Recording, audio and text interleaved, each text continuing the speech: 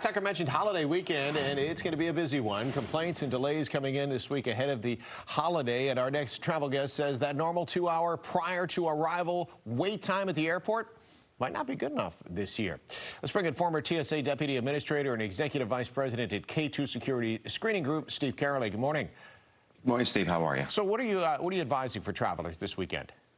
Well, obviously, they should expect lines.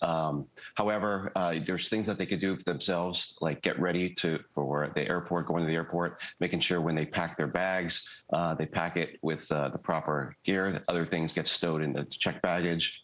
They show up early. You mentioned the 2.5 hours. That would be a good time to get there. That way they can just relax, go through the whole system without any stress. What has changed with TSA in the screening process since you left the administration? There's been new equipment, new technology being added. The first thing would be at the travel document checker, where you normally would hand over the boarding pass. You don't necessarily have to do that anymore. It's just you hand over a license or passport, you put it into the machine verifies that you're supposed to be there. That's one item. So that's one step that you don't have to do anymore, which is handing over that boarding pass. Second thing, there's some new technology to actually allow you to keep things in your bags. The computed tomography equipment is being deployed out there.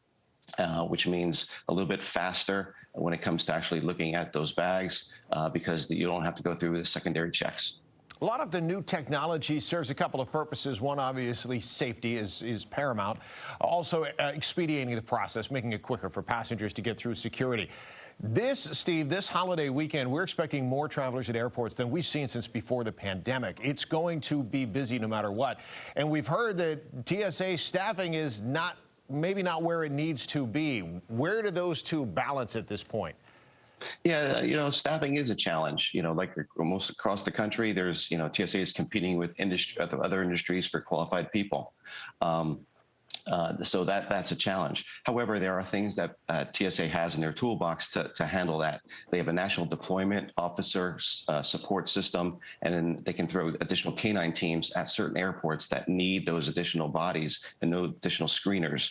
So they can help manage that delay if there happen to be a delay. You mentioned right off the top a couple of things that travelers can do. Let's wrap it up with that once again as folks go to the airport. A lot of travelers obviously can make it easier on other travelers too by doing things perhaps the most expedient way themselves. What advice do you have as somebody who has been there and worked it and understands that security presence at the airport?